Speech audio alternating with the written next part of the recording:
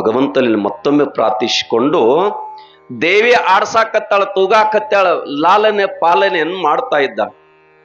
ಅಂತೇರಿಲ್ ನೀವು ಆಡಿಬಾನನ ಕಂದ ಅಂಗಾಲ ತೊಳೆದಿನ, ಆಡಿಬಾನನ ಕಂದ ಅಂಗಾಲ ತೊಳೆದಿನ, ತೆಂಗಿನ ನೀರ ತಕ್ಕೊಂಡು ಬಂಗಾರ ಮೋರೆ ತೊಳೆದಿನ, ಹಸರಂಗಿ ತೊಡಸಿನ ಹಲಗಡಗ ಇಡಿಸಿಯನ್ನ, ಹಳ್ಳಕ್ಕ ನೀ ಬರಬ್ಯಾಡ ನನ್ನ ಕಂದ ಬೆಳ್ಳಕ್ಕೆ ಹಿಂಡು ಬೆದರ್ಯಾವ ತಿಳ್ಕೊಂಡು ನಾವು ನಮ್ಮ ಮಕ್ಕಳಿಗೆ ಹಾಡು ಹರಿಸ್ತೀವಿ. ಆದರೆ ಈ ಮಗ ಎಂತಾದತಕ್ಕೆ ಲೋಕುದ್ಧಾರನ ಜಗದೋದ್ಧಾರ ಅಂತ ಬರೀತಾರೆ. ಬರಾಗ ಒಬ್ಬನೇ ಬರ್ಲಾಕತ್ ಬರಾಮದಾನ್. ಆದರೆ ಇವತ್ತು ಪುಣ್ಯಾತ್ಮರಿ ಎಲ್ಲಿ ಮೂಡಲ್ಲಿ ಮುನಗಲ್ಲಿ ಎಲ್ಲ ಅವನ ಭಕ್ತ ಕೊಲು ಕೊಟ್ಟೆ, ಅವನ ಭಾಗ್ಯದ, ಅವನ ಬಳಗ. ಅಂತ ಶಿಶುವನ್ನ ಪುಣ್ಯಾತ್ಮರ ಹಸುವಿನಿಂದ ಆ ತಾಯಿ ಆ ಕೂಸಿಗೆ ಪುಣ್ಯಾತ್ಮರ ಹಾಲು ಉಣಿಸ್ತಾ ಇದ್ದಾಳೆ. ಹಾಲು ಉಣಿಸಿ ಮಗ ಬೆಳೆದ ಪ್ರಾಯಕ್ಕೆ ಬಂದ. ತಾಯಿದು ಒಂದಿಷ್ಟು ಲವಲವಿಕೆ ಇರ್ತದ.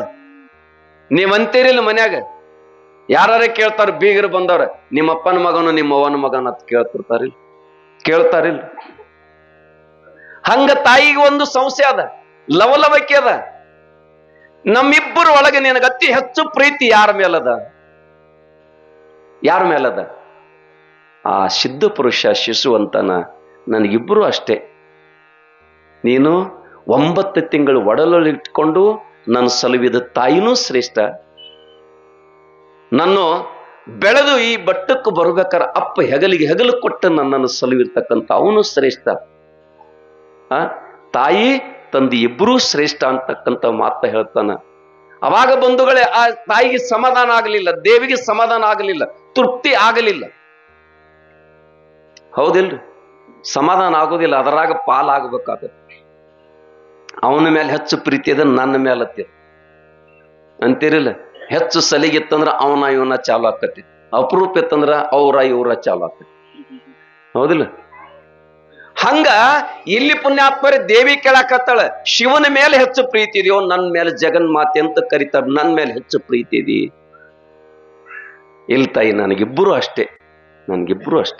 ಇಲ್ಲ, ವರಿಗೆ ಹೆಚ್ಚಿ ಕೇಳ್ತಾಳ. ಅವಾಗ ನಿರ್ವಾಯಿಲ್ ಸಂದರ್ಭ ಬರ್ತದ.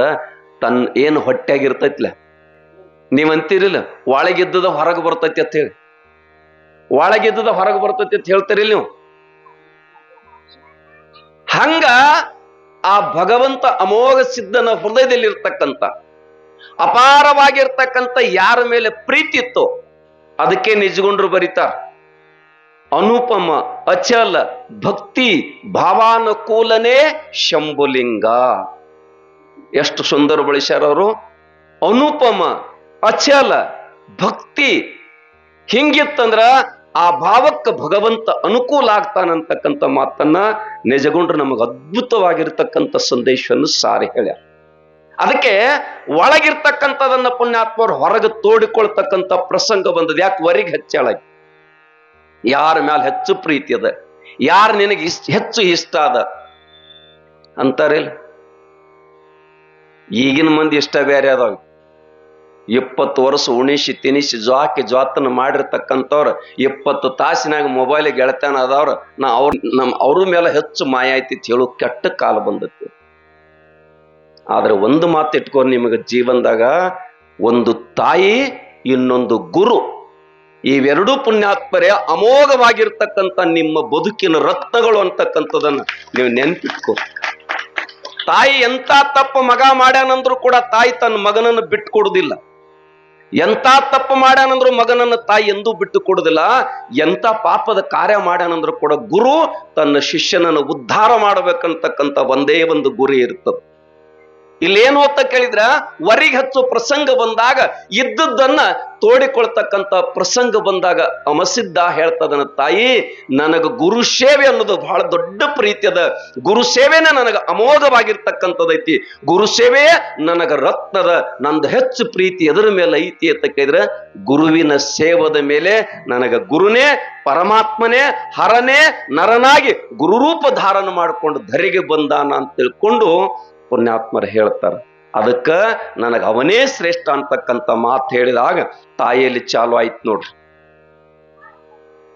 ಈ ಹೊಟ್ಯಾನ ಕಿಚ್ಚು ಕಡಿಮೆ ಆಗ್ಬೇಕು ನೋಡ್ರಿ. ಹೊರಗಿನ ಕಿಚ್ಚು ಕಡಿಮೆ ಮಾಡೋದೇನು ದೊಡ್ಡದಿಲ್ಲ. ಹೌದಿಲ್ರಿ? ನನಗ ಮಕ್ಕಳಾಗಿ ಆಕಿಗೆ ಮಕ್ಕಳಾದವು, ನನಗಾಗಲಿಲ್ಲ ಅಂದ್ರೆ ಅಲ್ಲಿ ಹೊಟ್ಟಿ ಕಿಚ್ಚು ಚಾಲಾಗ್ತದೆ. ಏನೋ ನನಗಾಗಲಿಲ್ಲ, ದೇವ್ರು ಅವ್ರಿಗೆ ಕೊಟ್ಟಾನಂತ ಖುಷಿ ಪಟ್ರಿ ಅಂದ್ರ ಅದಕ್ಕೆ ತಾಯಿತನ ಅಂತ ಕರೀತಾರಿಲ್ಲ. ನಿಮ್ಗೇನ್ ಮಾಡ್ತೀರಿ? ಆಕಿಗೆ ಮೊದಲು ಜಗನ್ಮಾತೆಗೆ ಹೊಟ್ಟಿ ಕಿಚ್ಚು ಚಾಲು ಆಗೈತಿ, ನಮಗ್ ಚಾಲು ಆಗದೆ ಅಂತೀರಿ ನೀವು, ಅಂತೀರಿಲ್ಲ. ಅವಾಗ ಹೇಳ್ತಾಳ ಆಕೆ, ನಿನಗ ಖರೆ ಗುರುವಿನ ಮೇಲೆ ಅಷ್ಟು ಪ್ರೀತಿ ಇತ್ತಂದ್ರ ಗುರು ಸೇವೆನೆ ನನಗ ಬಹಳ ಶ್ರೇಷ್ಠ ಅಂತೇನು. ಅದಕ್ಕೆ ಬಲ್ಲವರು ಬರೀತಾರ ಪುಣ್ಯಾತ್ಮರು, ಎಲ್ಲ ಸಿಗುತ್ತದ, ಗುರು ಸೇವೆ ಸಿಗುದು ದುರ್ಲಭ ಅಂತ ಬರೀತಾರ. ಗುರು ಸೇವೆ ಸಿಗುದು ದುರ್ಲಭ ಅಂತ ಹೇಳ್ಯಾರ.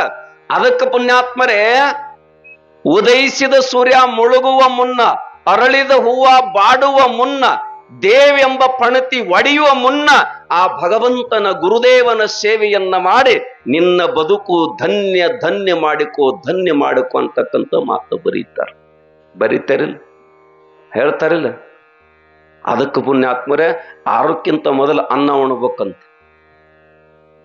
ಹಳಸಕ್ಕಿಂತ ಮೊದಲು ತಿನ್ಬೇಕಂತಾರಿಲ್ಲ. ಹಣ್ಣ ಬಾಡೋಕ್ಕಿಂತ ಮೊದಲು ತಿನ್ಬೇಕಂತ, ಹೂ ಬಾಡೋಕ್ಕಿಂತ ಮೊದಲು ಮುಡಿಬೇಕು, ಇವೆಲ್ಲ ಹೇಳ್ತಾರಿಲ್ಲ. ಹಂಗಿಲ್ಲ ಏನು ಅಂತ ಕೇಳಿದ್ರ, ಖರೆ ನಿನ್ನ ಗುರುವಿನ ಮೇಲೆ ಅಷ್ಟು ಪ್ರೀತಿ ನಿನ್ನ ಸೇವಾ ಇತ್ತಂದ್ರ ನಾನ್ ಹೇಳಿರ್ತಕ್ಕಂಥ ಸಾಹಿತ್ಯವನ್ನು ತಂದು ಸೇವೆಯನ್ನು ಮಾಡಬೇಕು, ನಾನು ಹೇಳಿರ್ತಕ್ಕಂಥ ಸಾಹಿತ್ಯವನ್ನು ತರಬೇಕಂತಕ್ಕಂಥದ್ದು ಇವತ್ತು ಪ್ರಾರಂಭಗೊಂಡದ್ದು. ಏನು ಅಂತ ಕೇಳಿದ್ರೆ ಪುಣ್ಯಾತ್ಮರೇ, ಅಮೋಘ ಸಿದ್ಧನ ಪರೀಕ್ಷೆಯನ್ನ ತಾಯಿ ಮಾಡಾಕತ್ತಾಳ. ಆದ್ರೆ ಒಂದು ಮಾತು ಹೇಳ್ತೀನಿ ನಿಮ್ಗ, ತಾಯಿ ಅಮಸಿದ್ಧಗ ಕಾಡಬೇಕಾದ್ರೆ ದುಷ್ಟ ಭಾವದಿಂದ ಕಾಡ್ತಾ ಇಲ್ಲ. ಅಕ್ಕಿಯಲ್ಲಿ ಭಾವದೊಳಗೆ ಕೆಟ್ಟ ಭಾವ ಇಲ್ಲ. ಅಕ್ಕಿ ಭಾವ ಹೇಗೈತಿ ಅಂತ ಹಾಕಿದ್ರೆ ಪುಣ್ಯಾತ್ಮರೇ, ಹೊರಗ ಮಾತ್ರ ಪುಣ್ಯಾತ್ಮರು ವಜ್ರದ ಹಾಗೆ ಕಠೋರವಾಗಿ ಪರೀಕ್ಷೆ ಮಾಡ್ತಿರ್ಬೇಕು. ಆದ್ರೆ ಒಳಗ ಮಗನ ಮೇಲಿರ್ತಕ್ಕಂಥ ಮಾಯಾ ಮಮತಾ ಅಂತಕ್ಕಂಥ ಏನದಲ್ಲ, ಅದು ಮಲ್ಲಿ ಹೂವಿನಷ್ಟು ಮೃದುವಾಗಿ ಐತಿ ಅಂತ ಹೇಳ್ತಾರೆ. ಅದಕ್ಕೆ ಸಂತ ಬರಿತಾನ, ಲೋಕಂಡಿಚ ಸಾಕಳಿ ತುಟಿಲ್ಪನ ಆಯಿಚ ಮಾಯಾ ತೊಟ್ನಾರ್ನೈ ಅಂತ ಹೇಳ್ತಾರೆ. ಲೋಕಂಡಿಚ ಸಾಕಳಿ ತುಟಿಲ್ಪನ ಆಯಿಚ ಮಾಯಾ ತೊಟ್ನಾರ್ನೈ ಅಂತ ಹೇಳ್ತಾರೆ. ಬಂಧುಗಳೇ, ಕಬ್ಬಿಣದ ಸಾಕಳಿ ಕತ್ತರಿಸದ, ಆದ್ರೆ ತಾಯಿ ತನ್ನ ಮಕ್ಕಳ ಮೇಲಿರ್ತಕ್ಕಂಥ ಮಾಯಾ ಮಮತ ಅದೇನದಲ್ಲ, ಅದೆಂದಿಗೂ ಕತ್ತರಿಸಕ್ ಸಾಧ್ಯ ಇಲ್ಲ ಅಂತ ಹೇಳ್ತಾರೆ. ಅದಕ್ಕೆ ಸ್ವಲ್ಪ ಒಂದು ದೃಷ್ಟಾಂತ ನಿಮ್ಗೆ ಹೇಳ್ತಾನೆ. ತಾಯಿ ಅಂತಕ್ಕಂಥ ಸಂದರ್ಭ ಆದ ಘಟನೆಯನ್ನು ಹೇಳ್ತಾ ಇದ್ದೀನಿ. ಕಿತ್ತು ತಿನ್ನತಕ್ಕಂಥ ಬಡತನ ಐತಿ. 2 ಮಕ್ಕಳು, ಹೆಂಡತಿ, ಗಂಡ, ತಾಯಿ ಮನ್ಯಾಗ ಜೀವನ ಮಾಡಾಕತ್ತಿ. ಪ್ರತಿನಿತ್ಯ ಉಪವಾಸ ಸಾಯ್ತಿರು, ಪ್ರತಿನಿತ್ಯ ಉಪವಾಸ. ಒಂದು ಸಲ ಹೆಂಡತಿ ಗಂಡಗಂತಳ, ನಿಮ್ಮ ಅವು ಒಬ್ಬಕ್ಕೆ ಇರ್ಲಿಲ್ಲ ಅಂದ್ರ ನಾವು ಹೊಟ್ಟೆ ತುಂಬ ಉಣ್ತೀವಿ ಅಂತ ಹೇಳಿದ್ಲ. ನಿಮ್ಮವ್ವ ಹೆಂಗೂ ವಯಸ್ಸು ಮುಗದದ, ಅಕ್ಕಿ ಒಬ್ಬಕ್ಕೆ ಇರ್ಲಿಲ್ಲ ಅಂದ್ರ ನಾನು ನನ್ನ ಮಕ್ಕಳು ನೀನು ಹೊಟ್ಟೆ ತುಂಬ ಉಣ್ತಿದ್ವಿ ಅಂತ ತಿಳ್ಕೊಂಡು ಹೆಂಡತಿ ಗಂಡಗೆ ಹೇಳಿದಾಗ, ಗಂಡ ಅಂತನ ಜನ್ಮ ಕೊಟ್ಟ ತಾಯಿ ಅದಾಳ, ತನ್ನ ರಕ್ತವನ್ನ ಪುಣ್ಯಾತ್ಮರ ಹಾಲು ಮಾಡಿ ಕುಡಿಸ್ಯಾಳ. ತನ್ನ ನೋವೆಲ್ಲ ನನ್ನ ಆಡುವ ಆಟದೊಳಗ ಮರತಾಳ. ಅಂತ ತಾಯಿಯನ್ನ ಏನ್ ಮಾಡ್ಲಿಕ್ಕೆ ಸಾಧ್ಯದ? ನೀ ಏನ್ ಮಾಡ್ತೀಯ ಗೊತ್ತಿಲ್ಲ, ಎಲ್ಲರೂ ಬಿಟ್ಟು ಬಂದ್ಬಿಡಂದ್ಲ ಆಕಿ. ಇನ್ನೆಷ್ಟು ದಿವಸ ಉಪವಾಸ ಇರ್ಲಕ್ಕಾಗ್ತದ? ಆಕಿದ ಹೆಂಗೋ ಮುಗದಚ್ಚ ಹೋಗಕ್ಕಿದಳ ಆಕಿ. ನಿರ್ವ ಇಲ್ಲ, ಮಾತು ಕೇಳ್ಬೇಕಾಗ್ತದ, ಹೌದಲ್ರಿ? ಇಲ್ಲ, ಅವ್ನು ಕರೆ ಐತಿ. ಮತ್ತದ ನೀವ್ಯಾರಲಿ, ನೀವೆಲ್ಲ ಹೇಳಿ ಮಠಕ್ಕೆ ಹೋಗಿರ್ಕಿರಿ, ನಾವು ಮನೆಗೆ ಹೋಗ್ಬೇಕಾಗಿತ್ತ. ಅವಾಗ ಬಂಧುಗಳು ತಾಯಿಗೆ ಹೇಳ್ತಾನವ, ನಾಳೆ ಒಂದು ದೊಡ್ಡ ಪುಣ್ಯಕ್ಷೇತ್ರಕ್ಕೆ ನೀನ್ ಕರ್ಕೊಂಡು ಹೋಗ್ತೇನೆವ, ನೀ ತಯಾರಿ. ಮಗ, ನನ್ನ ಕಣ್ಣ ಕಾಣಂಗಿಲ್ಲ, ಹೆಂಗ ಹೋಯ್ತಿ ಅಂದಳೆ. ನಿನಗ ಕಣ್ಣು ಕಾಣಲಿಲ್ಲ ಏನಾದ್ರಿ? ಹೆಂಗ ಪುಣ್ಯಾತ್ಮರ ಶ್ರವಣ ಕುಮಾರ ಪರಡಿ ಮಾಡಿ ಕಟ್ಕೊಂಡು ಹೋಗಿದ್ದಲ್ಲ, ಹಂಗ ಬುಟ್ಟ್ಯಾಗಿ ಇಟ್ಕೊಂಡು ಹೋಗ್ತಾನಂದ. ಅವಾಗ ತಾಯಿ ಅತ್ತೆ ಸೊಸಿಗೆ ಕರೆದು ಹೇಳ್ತಾಳ, ತಂಗಿ, ಇನ್ನು ಮೇಲತ್ತ ನೀವು ಉಪವಾಸ ಸಾಯಂಗಿಲ್ಲ, ನೀವು ಹೊಟ್ಟೆ ತುಂಬ ಉಣ್ತೀರಿ. ಆ ಗಂಡಗ್ ಹೇಳೋ ಮಾತ ತಾಯಿ ಕೇಳಿಸ್ಕೊಂಡಿತ್ತ. ಮುಂಜಾನೆ ಅದು ಬುಟ್ಟ್ಯಾಗ ಕುಂತು ತಾಯಿಗೆ ಕುಣಿಸ್ಕೊಂಡು ಹೋಗ್ಬೇಕತ್ತ ಬರ್ತಾನ. ಮೊಮ್ಮಕ್ಕಳಿಗೆ ಕರಿತದ ಮುದುಕಿ, ಮಕ್ಕಳೇ ನೀವಿನ್ನು ಎಂದೂ ಉಪವಾಸ ಇರೋದಿಲ್ಲಪ್ಪ, ಹೊಟ್ಟೆ ತುಂಬ ಉಣ್ತೀರಿ. ತಂಗಿ, ಹೊಟ್ಟೆ ತುಂಬ ಉಣಸು, ನಾನು ಹೋಗಿ ಬರ್ತೇನೆ.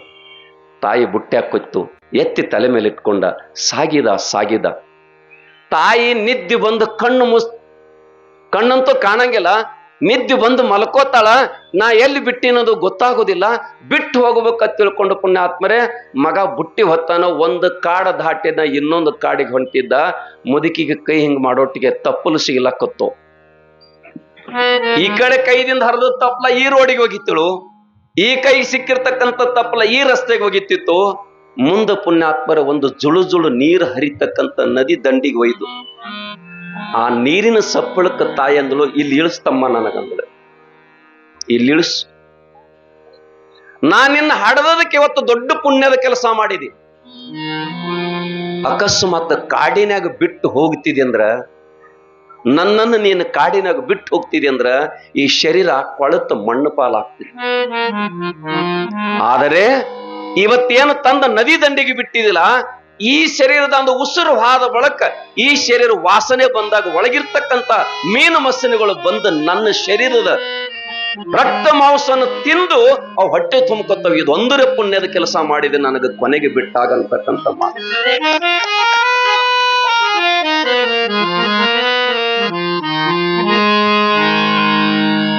ನಾತ್ಮರೇ ಹೋಗು ಮಗನೇ, ನೀ ಹೋಗು, ನಾನು ಬರ್ತೇನಂತ ತಿಳ್ಕೊಬೇಡ.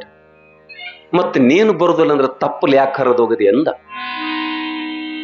ನೀನು ಬರುದಿಲ್ಲ ಅಂದ್ರೆ ರಸ್ತೆ ಬದಿಗೆ ತಪ್ಪಲೆ ಯಾಕೆ ಹರಿದೋಗದಿ? ಅವಾಗ ತಾಯಿ ಹೇಳ್ತದ, ನನ್ನ ಸಲಗಿ ಹೋಗದಿಲ್ಲಪ್ಪ, ನೀ ನನ್ನ ಬಿಡಬೇಕು ಅನ್ನೋ ಒಂದು ಗುಂಗಿನಾಗದಿ, ನನ್ ಬಿಡ್ಬೇಕನ್ನೋ ಗುಂಗಿನಾಗದಿ. ಆ ಗುಂಗಿನೊಳಗೆ ನೀ ದಾರಿ ಮರ್ತಿದ್ರು ಕೂಡ ಈ ತಪ್ಪಲ್ಲಿ ನಿನಗೆ ಗುರುತು ಹಿಡಿದ ನಿನ್ನ ತಾಯಿ, ನನ್ನ ವಂಶದ ಬಳ್ಳಿ ಬೆಳೆಸೋದದ, ನನ್ನ ಕೀರ್ತಿ ಬೆಳಗೋದದ, ನನ್ನ ಜ್ಯೋತಿ ಬೆಳಗೋದದಪ್ಪ, ನಿನ್ ಮನೆಗೆ ಹೋಗೋ ಸಲ ಹರಿದೋಗೋದಿಲ್ಲ ಅಂದ.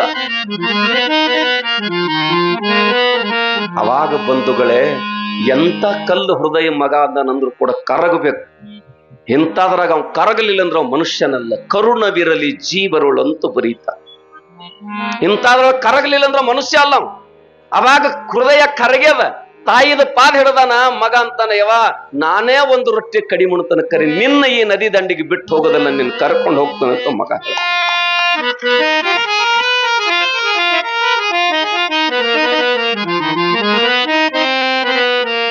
ತಾಯಿ ಪಾರ್ವತಿ ಕಾಡ್ಬೇಕ ತಯಾರು ಮಾಡ್ಯಾವ. ಖರೆ ಉದ್ದೇಶ ಏನದ? ಈ ತಾಯಿ ಪುಣ್ಯಾತ್ಮರ ಮಗ ಮನೆಗೆ ಹೋಗಿ ಮುಟ್ಟಬೇಕಂತ ಹೆಂಗ ಉದ್ದೇಶ ಐತಿಲ್ಲ. ಈ ನನ್ನ ಜಗನ್ಮಾತೆ ಪಾರ್ವತ ದೇವಿದು ಕೂಡ ಆ ಮಸೀದಿಗೆ ಎಷ್ಟೋ ಪ್ರಸಂಗ ಬಂದ್ರು ಕೂಡ, ಮುಂದೆ ಈ ಮತ್ತೆ ಲೋಕದ ಯಾರೋ ಪರೀಕ್ಷೆ ಮಾಡಿದ್ರು ಕೂಡ ನನ್ನ ಮಗ ಎದುರಾಗ ಸೋಲಬಾರದು ಅಂತಕ್ಕಂಥ ಒಳಗ ಭಾವ ಇತ್ತು. ಮ್ಯಾಲ ಪರೀಕ್ಷೆ ಮಾಡ್ಬೇಕಂತಕ್ಕಂಥ ಆಲೋಚನೆ ಇತ್ತು ಬಂಧುಗಳೇ. ಅದಕ್ಕೆ ಬಹಳ ಜನ ಹಿರಿಯರು ಕೂಡಿರಿ, ನಿಮಗ ನಂದು ಕಳಕಳಿ ವಿನಂತಿ ಏನು ಅಂತ ಕೇಳಿದ್ರ, ತಾಯಿ ತಂದೆ ಆಸ್ತಿಗೆ ವಾರಸ್ದಾರಾಗೋ ಮಕ್ಕಳು ಬೇಕಾಗಿಲ್ಲ. ತಾಯಿ ತಂದೆ ಆಸ್ತಿಗೆ ವಾರಸ್ದಾರಾಗೋ ಮಕ್ಕಳು ಬೇಕಾಗಿಲ್ಲ. ತಾಯಿ ತಂದೆ ಆದರ್ಶಕ್ಕೆ ವಾರಸ್ದಾರಾಗ್ತಕ್ಕಂಥ ಮಕ್ಕಳು ಬೇಕಾಗ್ಯಾರ. ಇಂಥ ಮಕ್ಕಳು ಪುಣ್ಯಾತ್ಮರು ಇವತ್ತು ಯಾರೋ ಮಹಾನುಭಾವರ ಪುಣ್ಯಾತ್ಮರು ಅಮೆರಿಕದವ್ರು ಹೇಳ್ತಾರತ್ತ, ಭಾರತದ ರಾಮಾಯಣ ಗ್ರಂಥವನ್ನ ನಮ್ಮ ಶಾಲೆಯ ಪಠ್ಯಕ್ರಮದಲ್ಲಿ ಅಳವಡಿಸ್ರಿ ಅಂತ ಹೇಳ್ತಾರಂತ. ಅದು ಹೊರದೇಶದ್ರಿ, ನಮ್ಮಲ್ಲಿ ಯಾಕಂತ ಕೇಳ್ತಾರತ್ತ.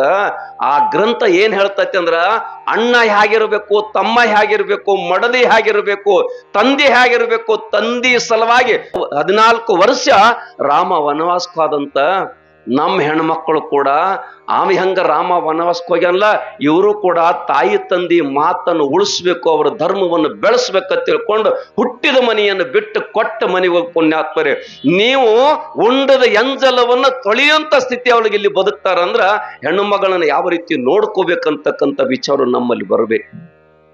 ಹೌದಲ್ರಿ? ಯಾರೋ ಮನೆಯಾಗ ಹುಟ್ಟಾರಕ್ಕೆ ಪಂಚಾಮೃತ ಉಂಡಾಳ, ಆದ್ರೆ ಇವತ್ತ ಗಂಡನೇ ಪರದೈವ, ಗಂಡನ ಸಂಬಂಧಿಕರೇ ಬಂಧುಗಳು ತಿಳ್ಕೊಂಡು ನೀವು ಉಂಡು ಬಿಟ್ಟು ಎಂಜಲದ ಗಂಗಾಳವನ್ನು ಸ್ವಚ್ಛ ತೊಳೆದ ಇಡುವಂತ ಸ್ಥಿತಿ ಬರ್ತಂದ್ರ ಆ ಹೆಣ್ಣು ಮಗಳಲ್ಲಿ ಎಂತ ತಾಳ್ಮೆ ಇರ್ಬೇಕಂತಕ್ಕಂಥದ್ದು ಆಲೋಚನೆ ಮಾಡಬೇಕು.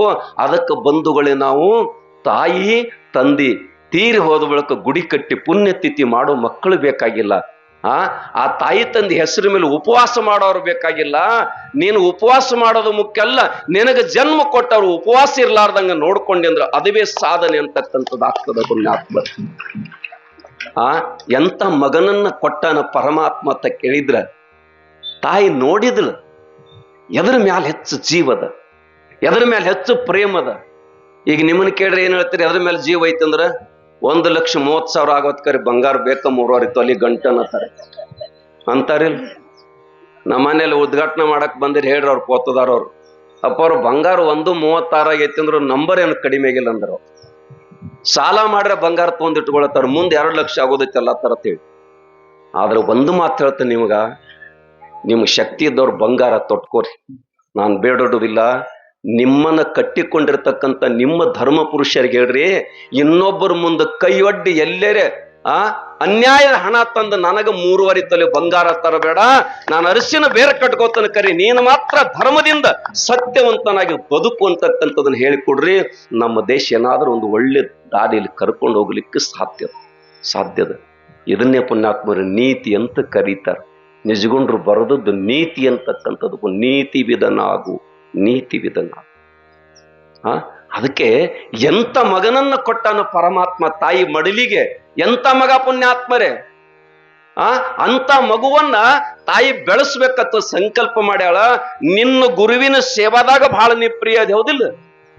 ನಿನ್ನ ಗುರು ಸೇವೆನೇ ನಿನಗ ಪಂಚಪ್ರಾಣ, ಹೌದಿಲ್ಲ?